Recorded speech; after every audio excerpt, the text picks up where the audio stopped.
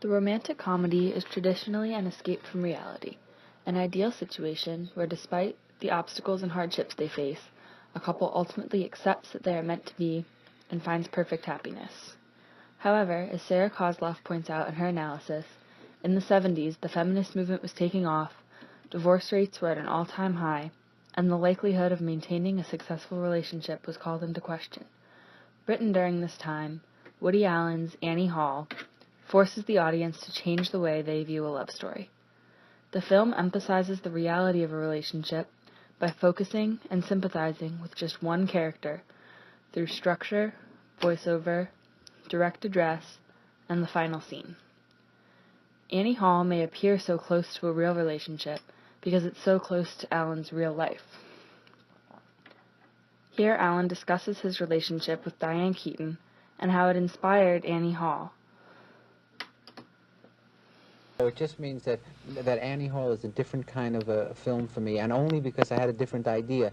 You know, in the past, I've always tried to make films that were laugh machines, where you'd come in and sit down, and if you liked the film, you would just laugh all the way through it. Annie Hall was a film based on real relationships in my life, and about love and the failure of relationships to work out, and the failure of marriages to work out, but treated in a comic way. Allen confirms that the film closely resembles his real life and the notion that not all relationships are perfect, meaning that it diverts from the idealized structure of canonical romantic comedies. In a typical romantic comedy, there's a dual or parallel structure. The audience is able to follow the lives of two characters separately. They watch the characters' individual lives develop until they grow closer and ultimately end up together. Annie Hall breaks this mold by instead only focusing on one character. The story concentrates completely on Alvy, played by Woody Allen. The audience watches how a relationship affects his life, rather than focusing on the relationship itself.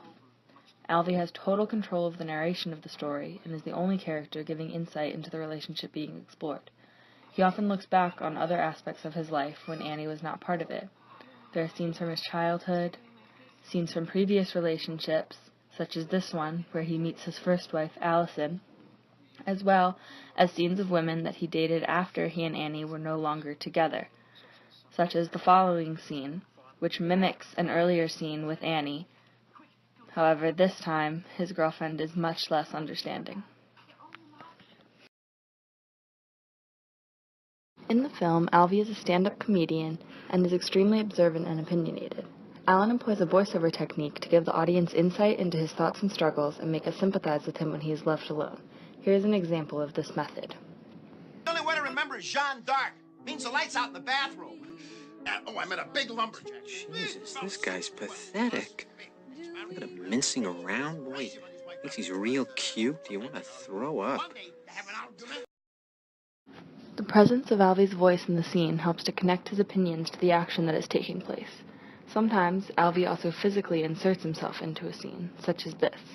In the foreground are his parents fighting. On the floor is a young Alvy, and in the far back is the present-day conversation taking place. Here is another example, this time regarding Annie's ex-boyfriend. Then there was Jerry, the actor. Look at you. You're such a clown. I look pretty. Well, yeah, you always look pretty, but that guy with you. Acting is like an exploration of the soul. It's very religious. Like a kind of liberating consciousness. It's like a visual poem. Is he kidding with that crap? These techniques allow Allen to create a deep attachment between Alvy and the audience by creating an interaction that is more connected than the typical actor-audience relationship. Another way this is done is when Alvy separates himself from the action to speak directly to the viewer. Second time this month. Step up here. What did I do? Just step up here. What did I do? You should be ashamed of yourself. Why? I was just expressing a healthy sexual curiosity. 60-year-old boys don't have girls on their minds. In order to emphasize strong opinions, Alvy comments on memories and events by employing the direct address technique. Alvy turns towards the camera and speaks to the audience face on. It allows the viewer to get inside Alvy's head and understand his character more clearly. Here is an example of the direct address technique in action. come over here a second. Oh, Tell him. I heard what you were saying. You know nothing of my work. You mean my whole fallacy is wrong. How you ever got to teach a course in anything is totally amazing. Boy, if life were only like this. After hearing Alvy's opinions throughout the course of his relationship with Annie and beyond, the audience is more invested in his life and emotions. The pinnacle of the differences between Annie Hall and any canonical romantic comedy is extremely evident in the closing scene. In a typical story, where the audience has watched two separate lives develop and slowly seen their stories coming together, the ending is the culmination of the ideal relationship.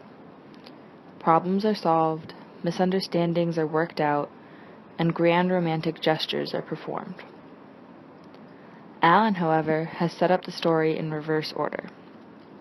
Alvy has stated from the beginning that his relationship did not last. At the end of the film is a montage sequence to symbolize Alvy looking back on a relationship that has ended and reflecting on the events that took place throughout the course of it. There is no traditional happy ending to sit back and watch play out. Instead, Alvy continues to explain what the relationship meant to him using a voiceover until the credits begin to roll. The characters of Annie Hall did not find lasting love, but they were happy for a time and learned from their time together. In this way, the idea of a happy ending is challenged by questioning what really makes a successful relationship. I guess that's pretty much now how I feel about relationships. You know, they're totally irrational and crazy and absurd, but I guess we keep going through it because most of us need the eggs. You